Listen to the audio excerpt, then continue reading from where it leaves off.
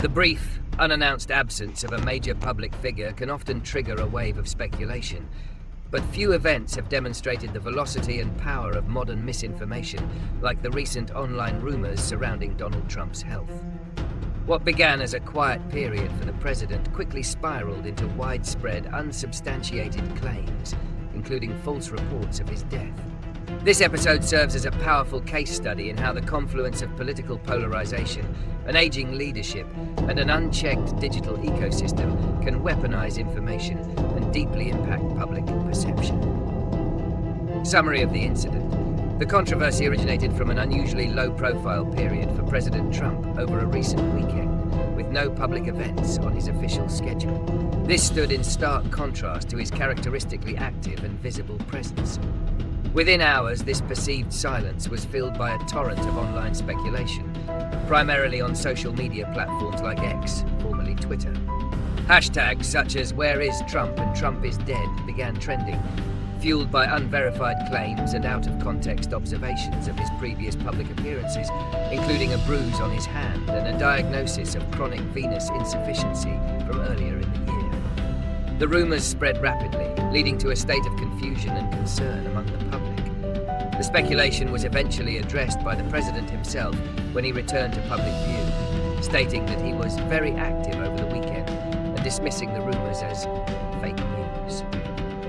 His aides and allies, including Vice President J.D. Vance, also stepped forward to quell the frenzy, though some of Vance's remarks about being prepared for a terrible tragedy were seen by critics as inadvertently adding fuel to the fire. Analysis of reasons and consequences. The rapid propagation of these rumors can be attributed to several interlocking factors.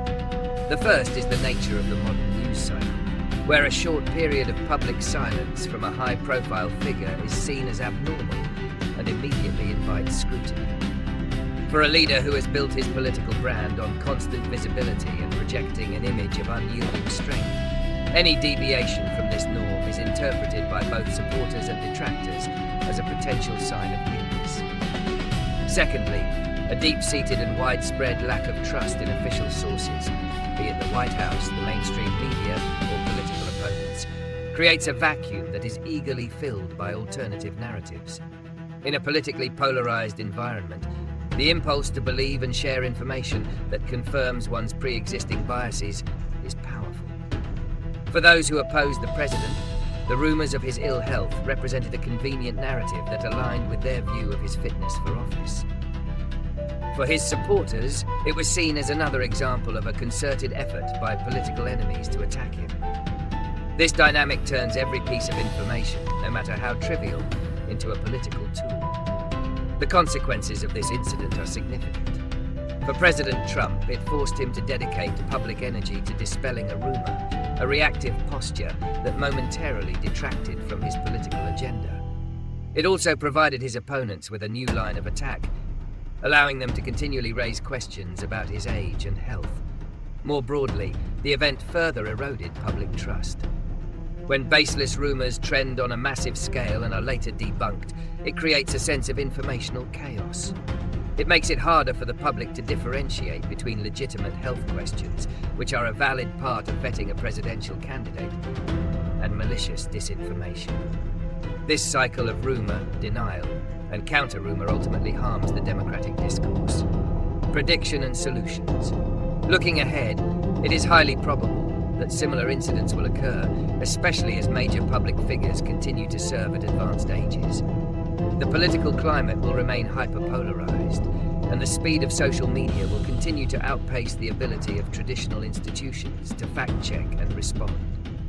As a result, both President Trump and his rivals will likely continue to face intense scrutiny over their physical and mental fitness, and every minor absence or misstep will be a target for speculation. To mitigate the impact of such events, public figures and their teams must consider proactive and transparent communication strategies. This could involve regular, public updates on a leader's health, clear and prompt explanations for any temporary absence, and a designated, trusted medical spokesperson to address concerns. Relying solely on a brief social media post or an off-the-cuff remark is often insufficient to combat a viral firestorm. For media organisations, the solution lies in a renewed commitment to verification over velocity. The imperative to be first with a story must be balanced by the responsibility to be right. For the public, the answer is a greater degree of media literacy.